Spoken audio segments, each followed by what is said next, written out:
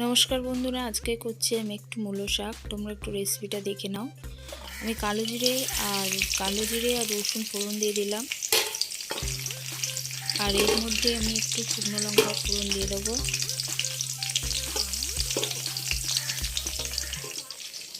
দাঁড়াও, আমি কটা শুকনো লঙ্কা দিয়ে দিলাম। এটাকে আমি ভালো করে ভেজে নেওয়ার পরে আমি এর মধ্যে মূলো শাকটা দিয়ে দেবো। শাকটা দিয়ে দিলাম,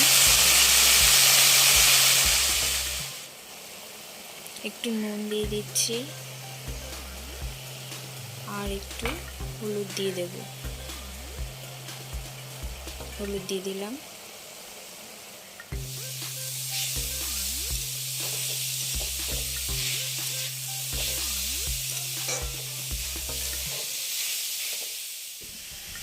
একটু চিনি দিয়ে দিলাম, মূলোর শাকে একটু পোস্ত দিয়ে দিলাম।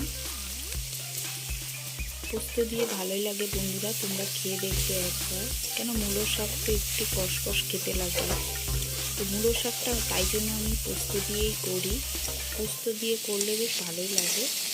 দেখো বন্ধুরা, আমার শাকটা প্রায় ভাজা ভাজা হয়ে গেছে আর মূলোর শাক আমার প্রায় রেডি। মূলোর শাক তোমাদের কেমন লাগলো পোস্ত দিয়ে একটু জানিও। দেখো আমার মূলোর শাকটা রেডি হয়ে গেছে।